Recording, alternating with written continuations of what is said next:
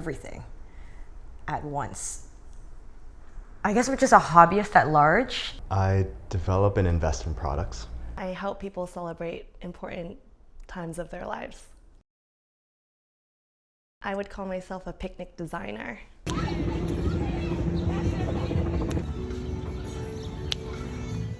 Okay, the big reveal.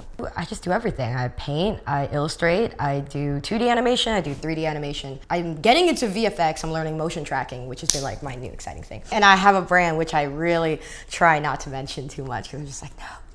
I'm a venture investor, and I'm also an entrepreneur, a writer, and a ceramicist.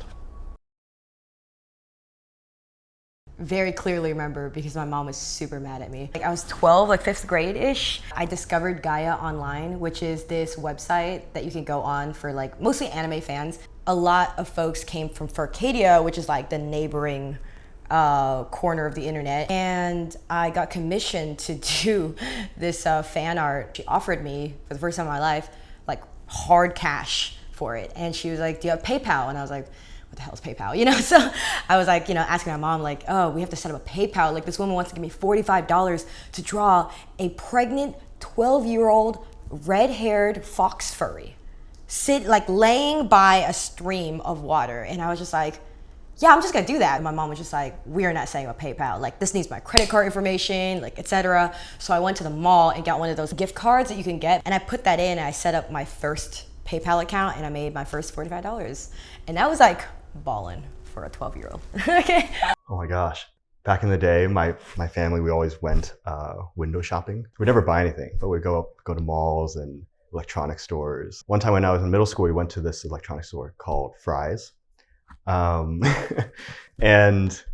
you know, there's just a lot of oddities in there, like random candy and things like that. I remember this like huge book section that I always like peek into. One year they had all the books that were from last year marked down to 5 cents a piece. And so these were books where it was like, you know, Microsoft Excel for Dummies 2003, but it was now 2004, right?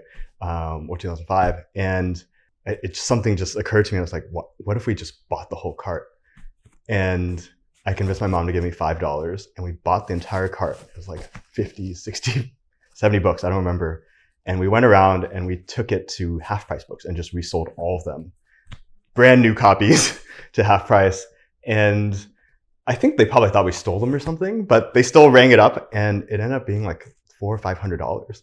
And that was just something that we ended up doing every single year. We just continued to window shop and show up at the beginning of each year when we knew those books would show up. So I started working really young as a swim instructor when I was 12.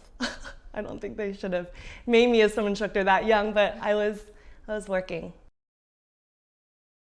I was a swim instructor, lifeguard. I started selling knives. I don't know if you know Cutco. People say it's door to door, but it's not. You set appointments by the phone, and I sold knives to them. After college, I became a realtor. Oh, I worked at Yeap.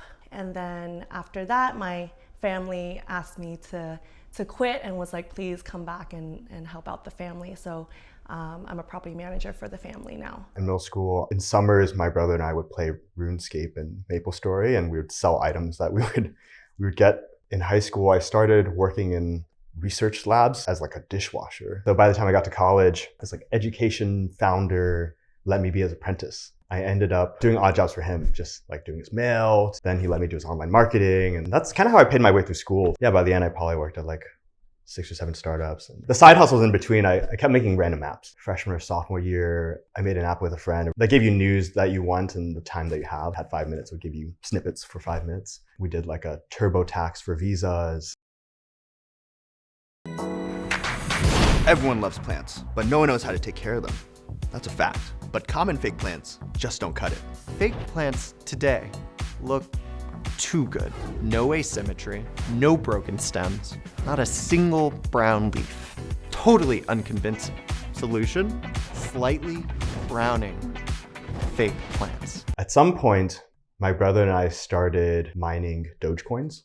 It was like 2013. So I borrowed $5,000 or $10,000 from my boss, which was a big ask. Again, stood outside Fry's and Best Buy to buy these consumer graphics cards and started mining Dogecoins. So after I discovered the value of a hard-earned dollar through furry anime fan art, I did that through my high school years, but I wanted more money for costume making. And once I got into costume making, my friends were like, wait, can you like make my costume? Maybe we could just like make some anime hats. They were like, we'll just go as like Chippendales anime guys. You can like literally look them up. Became like the Pokemon. But I made all those hats. I sold everything. Anything I could get my hands on, I sold. Give me like a bag of Ziplocs and Skittles and I'll have $200 by the weekend, you know? I'm like, I think that's a tweet from my friend.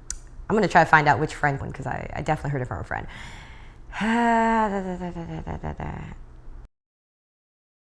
Such a fail that I had to stop immediately.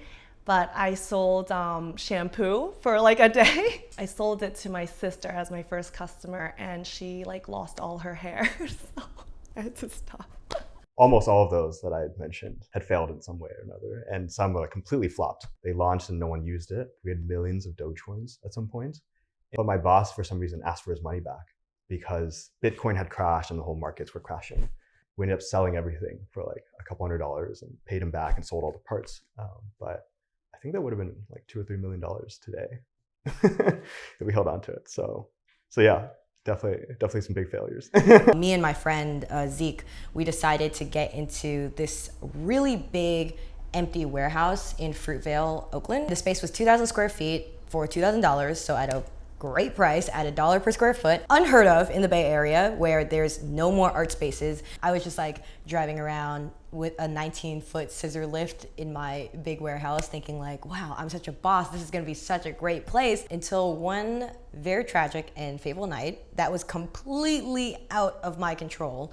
My warehouse was next to a space called Satya Yuga. In the news, it went down as the ghost ship because they just changed their name like right before this event happened. There was a fire, and the fire burned down pretty much everything around my unit. And the only reason why my unit didn't burn down is because I had installed this fireproof door, which was really sus, right? Because the fire department came to me and they were like, why are you the only one with a fireproof door? So I was under like an actual fire criminal investigation for like 6 months.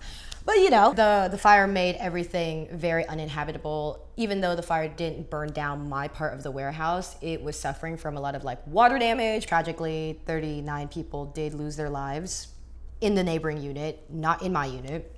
Yeah, it was just not a place you could return to after that. That's basically one of my greatest failed hustles. People just don't know what I'm doing at any point in time. And so there's skepticism, but there's also wonder. My past hustles, you know, they were all always supportive. But this one, my dad was at first very like not supportive. He was like, are you sure this is smart? Because this is my first like my own business. I've always like done other people's businesses, you know.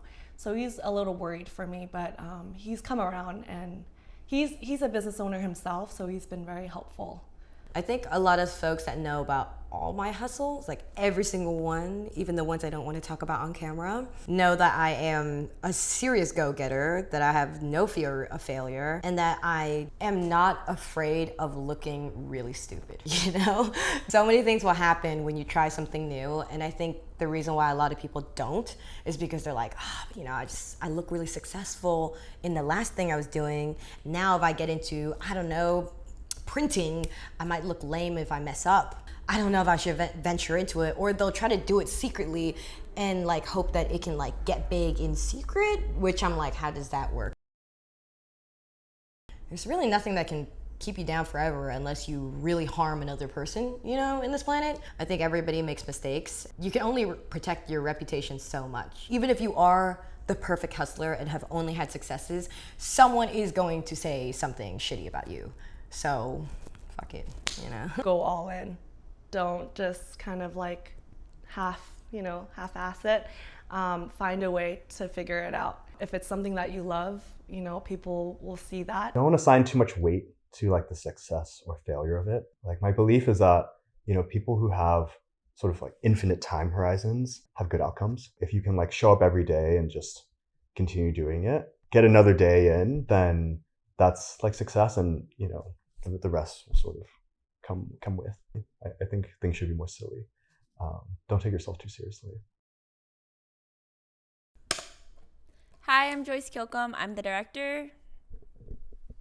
Hi, I'm Bethany. I'm helping out. Hi, I'm William, and I'm the cinematographer. Hi, I'm Joyce Chang, and I am the producer. If you really enjoyed this video and the other videos that Eastside Stories creates, feel free to donate at our website or check out our Instagram. Everything is in the description, and I hope that you enjoyed it. Yay. Woo!